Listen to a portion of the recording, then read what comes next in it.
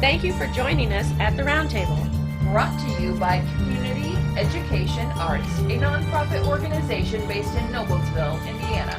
I'm Alice Cavanis-Gober, president of CEArts. And I'm Sarah E. Morin, secretary of CEArts. Let's sit down at the Roundtable.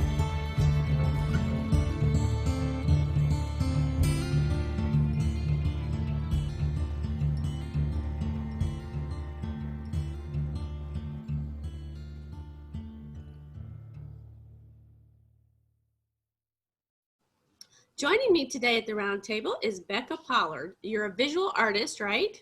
Mm-hmm. Yep, and your website is bekahpollard.com. That's BekahPollard.com. And Instagram is at Bekah Pollard, correct? Yep.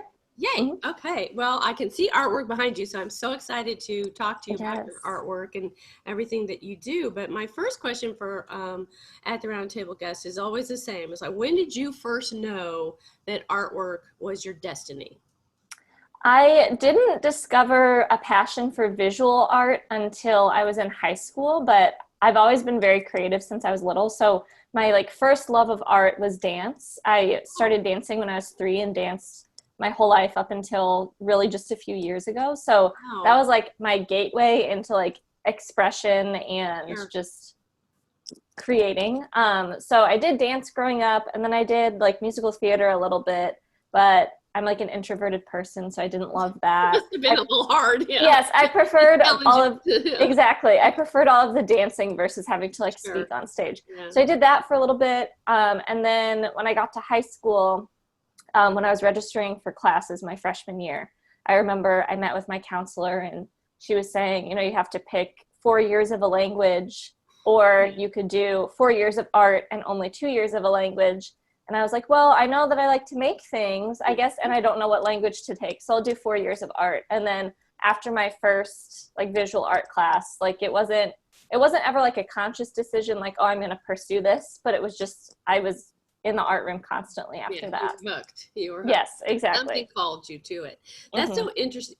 Excuse me, interesting, because I feel like an awful lot of the artists I talked to had some creative experiences as a child. They were either, I remember my parents made me handwrite out a poem that I wrote, and I think I was 7 or 8 years old, and my handwriting was terrible. And I remember sitting at our dining room table writing it over and over and over to get it to the handwriting that they approved of, because they wanted to frame it. I still have that stupid little hand printed thing. Oh, that's cool. So but my first love was basically sculpture, because of Greek mythology and the stuff that I love to read about. And I always thought I would go to art school, or at least major in the arts. And I remember very well when I went off to college in my first arts class, you have to take the art history classes. That's mandatory. And I walked in there, and I was like, it was all about slides and memorizing dates and names and titles. And I was like, I have these art books at home I've looked at since I was a tiny child. I'm not taking this class. Yeah. And I changed to an English lit major, and focus more on my writing. And my visual arts didn't come back to me, until really late in life, because I ended up actually being an anthropologist and teaching anthropology at college and things that. So arts journeys can change. They can have highs and lows, challenges. Challenges for me was even before I had my strokes, I wasn't good at memorizing names and dates. So I wasn't going to do very well in those art history courses. Yeah. I do feel like it's kind of a roller coaster ride. When you choose the arts as your passion and what you want to do, there are going to be an awful lot of ups and downs. Can you talk a little bit about what you've experienced as an arts journey in that kind of environment, I guess? Yeah. I suppose once I decided, initially being okay, I'm going to pursue arts and study art in school. Once I got to high school, there weren't really any challenges in terms of education, which was good.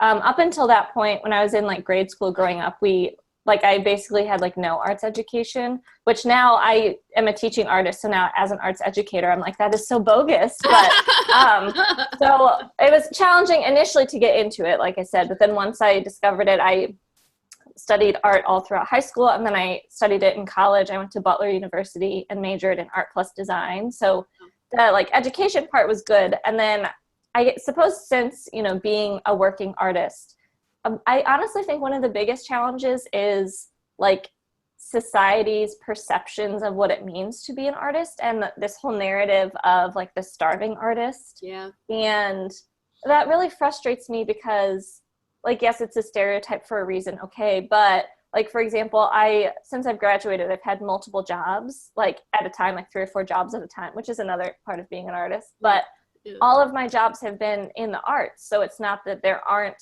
job opportunities. It's just that we live in a culture that's not willing to pay artists a living wage for doing one job. Right. So that's probably been the biggest challenge, honestly, just not finding opportunities, not like being employed in the arts, not finding something I enjoy. Like, I've loved all of the jobs that I've had, but it's just hard. I don't know, maybe you're juggling a lot of balls to make a living. Yes, exactly. And which I'm okay with, and knew that, you know, I also enjoy I don't like doing the same thing every single day. So I enjoy that, but it is challenging when I'll see people who are in more like corporate professions and like they have huge salaries, benefits, or like paid sick days. I'm like, wow, I can't even imagine. What's that? Yeah, yeah, exactly. So it hasn't been hard finding employment in the arts, but finding, you know, like I said, artists aren't paid living wages typically, which is unfortunate. And there's really nothing we can do about it unless we, like, you know, completely we got to elect different people, maybe from the local to the federal levels, who value arts as much as they value accountants and, you know, business people. And you're right, it is a cultural thing that we have to work on, because I think if you know, one of the things I think is most of the people that I talk to in the podcast, and especially since we've been doing it remotely because of COVID-19, is this idea that, you know, during a global pandemic, people are hungry for the arts. They want music, they want visuals, they want podcast discussions, they want that, but they're not, you know, our culture doesn't tell them to pay for it, you know, and our you know, our leaders don't present it as being that valuable. I think the film industry is like the only exception where big money is spent to produce, you know, sometimes crappy movies, but blockbuster movies, you know. I mean, I think that's about but breaking into the film industry isn't super easy either. So, you know, I think you touched on something that's very important, and hopefully we can raise some awareness for that and try to encourage our community locally, and then, you know, more regionally and everything, to value the arts and pay artists living wages. And I think part of it too, I even noticed this when I was in art school with like talking with people about what I was studying. I think part of it is because there's this idea that, like, because art is a passion, and like, yes, I am pursuing my passion for a living, just because it's fun doesn't mean I shouldn't get paid for it, you know? So I think that's your hobby. Right, exactly. I think there's this idea of like, oh, it's fun and you're just naturally good at it, so that's why it's not valued, where really art is hard. It takes a lot of discipline, a lot of building skill. So, you know, I think that's part of it too, the idea that it's fun. So it's like, oh, well, you enjoy it, so you don't need to be compensated. I think that is such a good point. I remember when I changed my major to be English Lit, and I've always loved poetry, and I've always written poetry, and it's one of my favorite forms of expression. And I remember everybody I knew was like, what are you going to do? Open a poem repair shop? I mean, there's no job after that, right? And I did end up changing my major to anthropology and everything, and going to graduate school for that. But because I wanted to, because I loved it, and I fell in love with GIS programming and software, and I wanted to do mapping for archaeological sites and stuff. That totally off. I'm going off on a tangent. Get back to that's all right. But part of me knew that there was not, I mean, the chances of me teaching at the college level for poetry or something was a lot slimmer than going into the anthropological and the GIS science-y kind of based technological stuff. And I really enjoyed teaching and all that. But I always had that element of, you know, the more creative part going on, because in all of, you know, anthropology, you're looking at religion and culture and art and through the ages and across time and space. And so that that was always like a big focus in my lectures and stuff. But it was a definite choice that I made, thinking I probably would be more successful financially if I went into that. And then when, I developed heart problems and had to leave my PhD program, which was in applied linguistics. So my whole life went a totally different direction. And that's when I became an artist,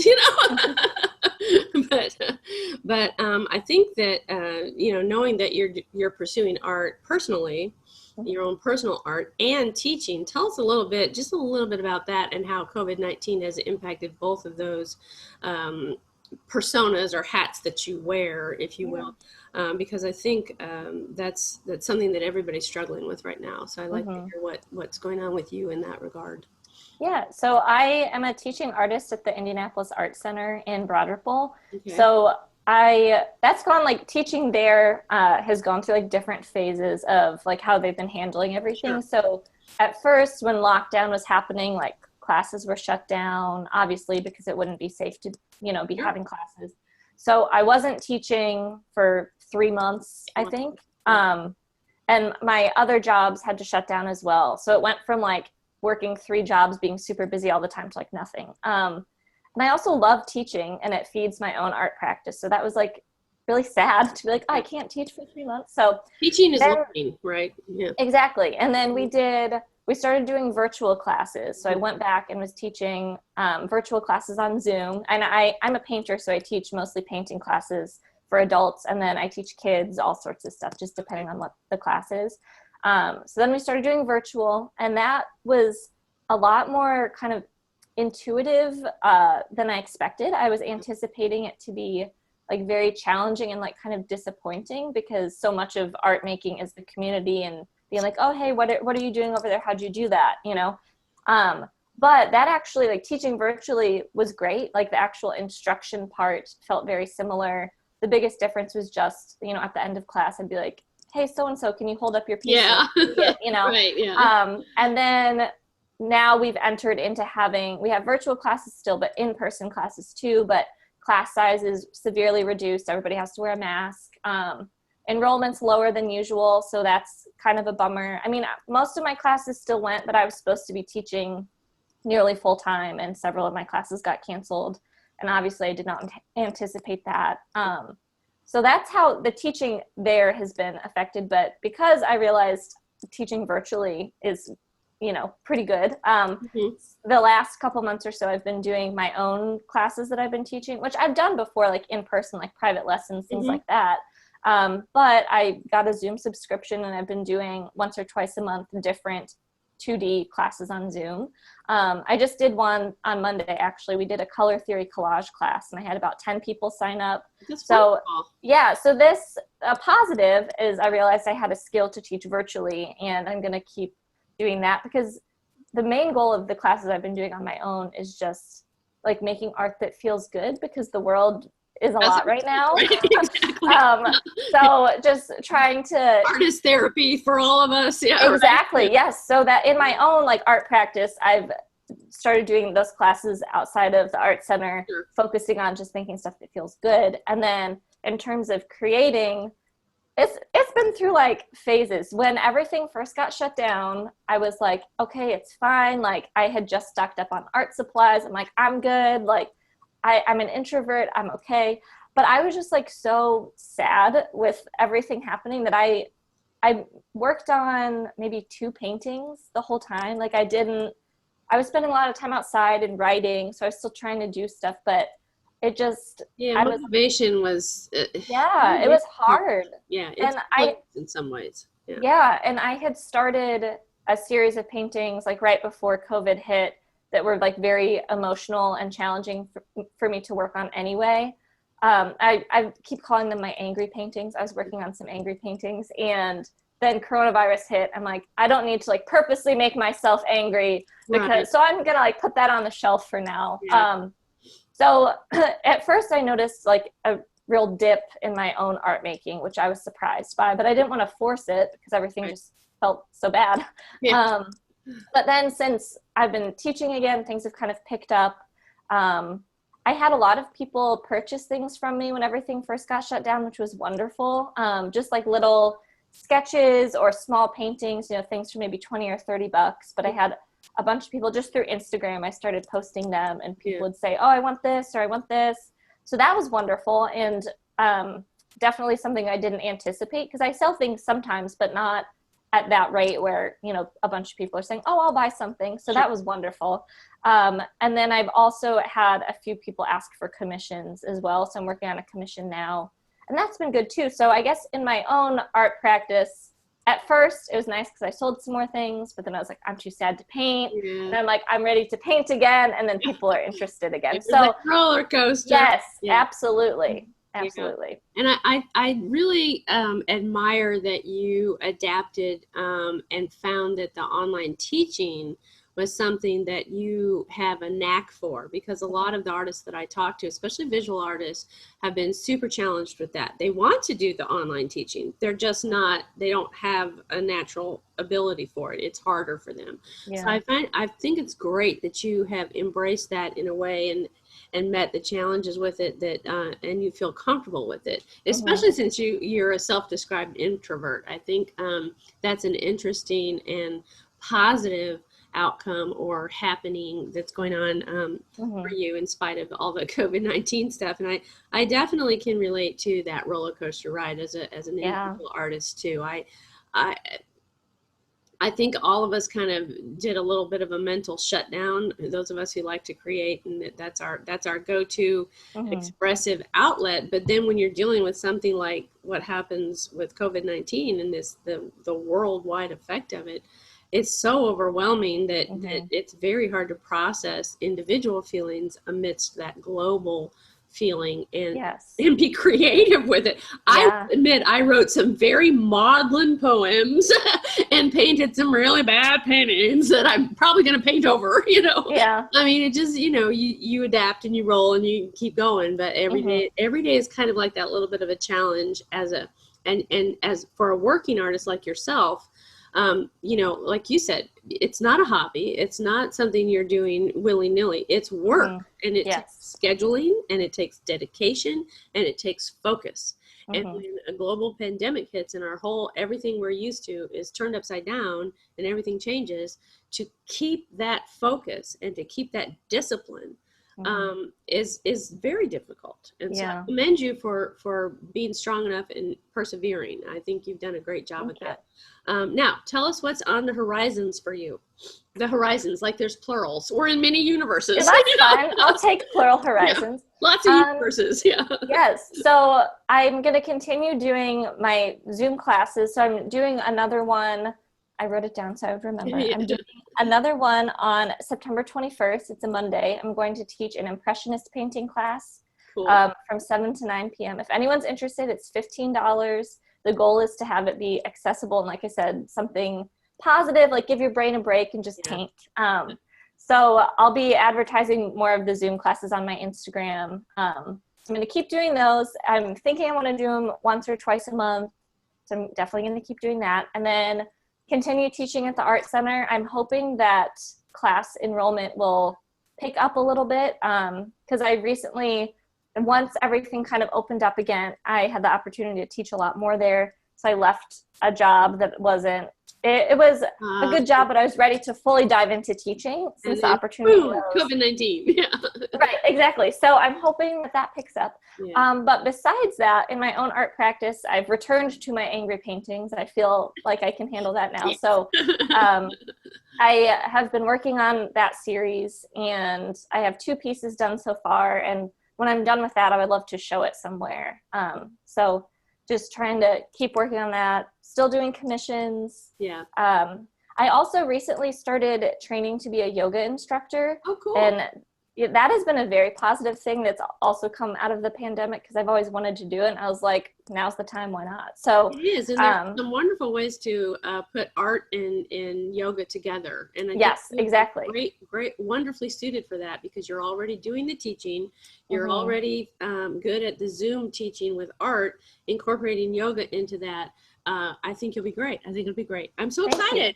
Well, thank you so much for coming at the round table, joining me at the round table, coming to the round table today, which is virtual. Thank you for having me. Oh, no problem. It was a pleasure. I enjoyed talking to you. Thank you so much. This has been At the Round Table with Alice and Sarah E. of Community Education Arts. Our nonprofit organization is based in Noblesville, Indiana. You can find us online at CEArts.org. We'd like to thank James Weston for writing our intro music and for his technical savvy. Join us next time at the Round Table.